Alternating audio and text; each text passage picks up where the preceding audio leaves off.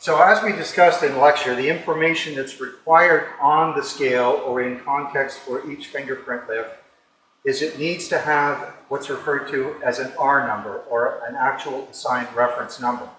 Now the R number, if you remember from the lecture, is an historical reference number. The R is simply a means to determine whether or not you're looking at a photograph that is laterally reversed or not. If the R is in the correct orientation, you know you're looking at the print properly and that it hasn't been laterally reversed or flipped, as would be the case if you were looking at a film negative from the wrong side. So it's a universal context that we use in Canada. So I'm just going to start off with the R number, and you start, each job that you start in a real life scenario, you start at R1 and progress consecutively R2, R3, and so forth for the number of individual fingerprint lifts that you make at the scene. You go to a different scene, you're going to start at R1, but the date and location information may vary, which is going to individualize it to that particular scene. So in this case, we're going to start with R1. Next, you need some type of a reference number as to who lifted the prints. Now, I traditionally use my retired police badge number of 2493. You are welcome to use a student ID number, maybe use the last 4 digits of your student ID. So I'm going to put 2493 on here. Some people will use their initials as well. Obviously, you have to be cognizant that there are more than one person that will share the same initials, so you need something more with more specificity, having an individual number. So in this case, I am going to put my initials of WK on here. And other information that we need to incorporate will include the address and the date. So I'm just going to write it across the hash marks here. So I'm going to put 1 Any Street as the location. And we need the date on here as well. So in this case here, I'll just throw the date on here. So that's the information that we need. The date, the address, the initials are optional, but you also need a reference number, being your R number, as well as an individualizing number, either your badge number, or in your case, the last four digits of your student ID. When you're placing the scale down on the surface, some people will use it so that the natural orientation of the fingerprints on the plane, so looking at from the bottom closest to you to the tip of the finger further away, they would put the scale in that orientation, and again within that area, that encircled area of the China marker as a reference, so you know which way that the prints were located.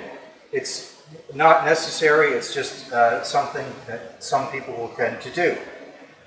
If the fingerprints are on a vertical surface, you also need a reference for an upward directionality. Now this is on a horizontal plane. A tile does not have a normal up orientation, so we don't need to incorporate that arrow. I'll demonstrate that when we do an artifact that has an upward orientation. So now we have our R number, badge number, initials, the address, and the date are on there.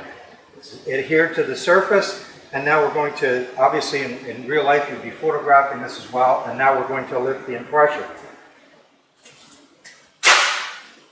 So this tape here, I'm just going to break some off here because it's old and it has some artifacts on there already.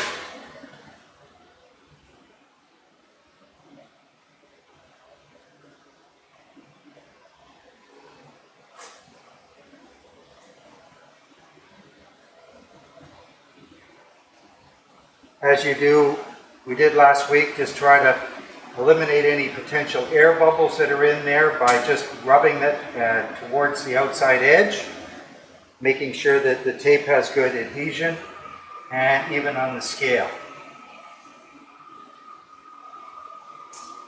One other advantage to having the scale with the information on there is that it also completes the package. So you have photographs eventually that are going to, in real life, you take photographs of the artifact in situ. You have photographs of the developed impression with the scale on it, and you have the actual item that you've lifted. So it puts it in context to make it less likely that you have planted evidence or that it's just more of a continuity issue.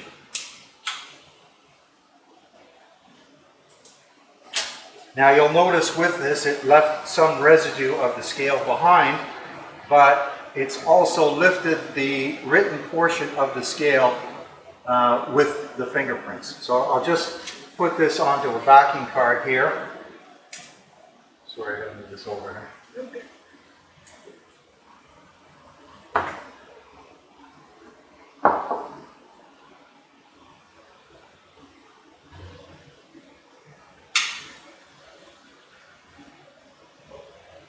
Again, you want to do the same type of ironing out and getting rid of any artifacts, air bubbles and whatnot on the surface. And then either use scissors or your nail to trim off the excess.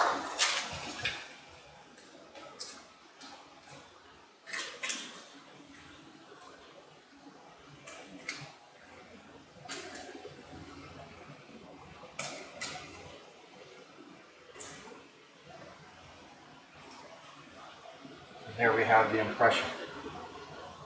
Now on the reverse side, you can see this is a commercially made backing card, so it has the commercial name of the company that supplied it. It has a void area on the back here for drawing a diagram. So it'd be a very simple diagram here where you basically just draw the tile and draw the location of the cluster of the fingerprints with a reference of R1 to show where on that item that the fingerprints were located and the orientation of the prints. It will become more obvious when we do a subsequent print here on another surface. So the information that's required on here is a case number, so whatever a case assignment has been made for that particular crime, the date and time, not of the offense, but of the time that you as the examiner processed the scene, the offense that was the reason why you're processing the scene in its first off, the lift number. In this case, you would reference that with R number 1, lifted by, and then your particular information as well, and the lift location as to the address as to where it occurred. Okay, to just do a demonstration now of an alternative way other than writing the information on the 20 millimeter scale, because everybody, their print style is different and they may be unable to get the required information on the scale.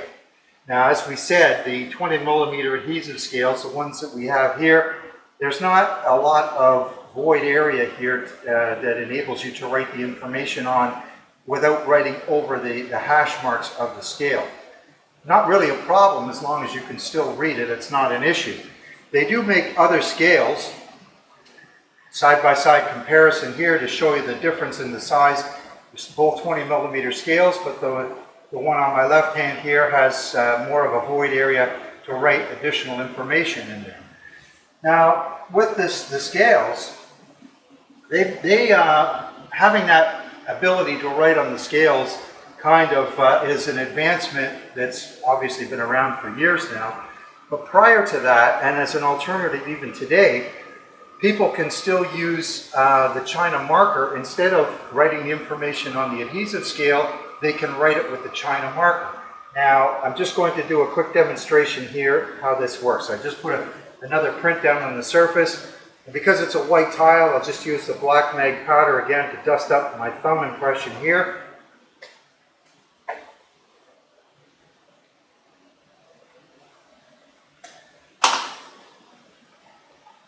So in this case here, I'm going to use the China marker. I'm still going to use the 20 millimeter adhesive scale, so I'll put the scale down.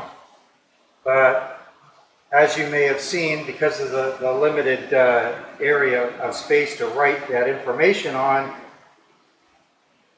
in this case here, I think I'll relocate the scale. I'm going to put it on the long edge here.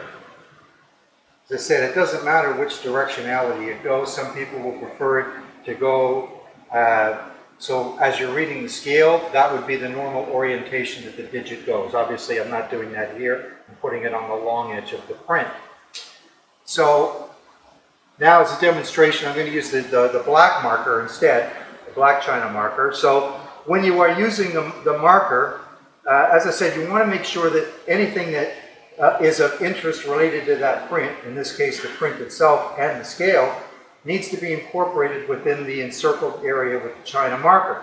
So I'm going to write the information that we put on the previous demonstration on the scale, only this time I'm going to actually write it on the actual surface. So we'll start off with an R number. In this case, it's the second lift, so I'm going to put R2, and I'm going to use my badge number again, 2493, WK, 1 Any Street, and the date.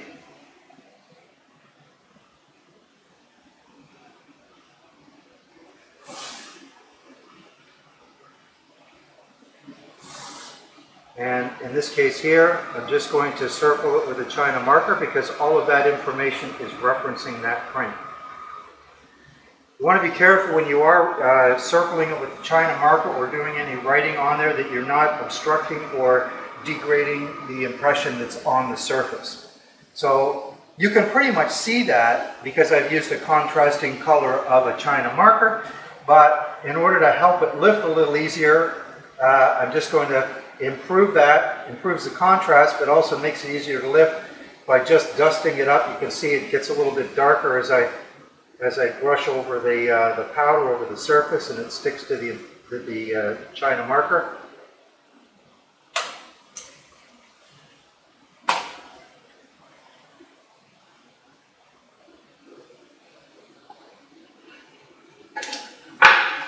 And I'm just going to lift. I'm not going to bother putting it on a backing card. I'm just going to show you how it looks. Well, actually, you know what? Maybe I will. I'll just grab another backing card here.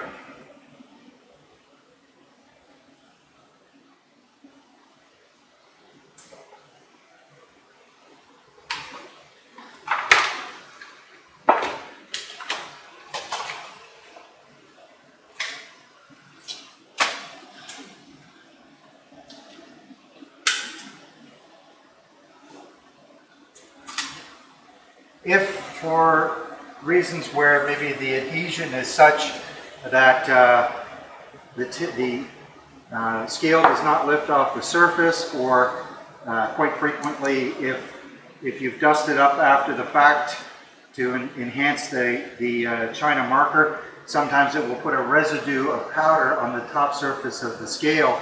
So when you go to lift it, the scale itself doesn't lift the top portion. Don't worry about that. You'll still see the outline of the scale. It's going to appear in the photograph before it's lifted, and it can be referenced after the fact. Don't try to remove the scale off the surface and stick it to the underside of the tape after it's lifted. Just leave it.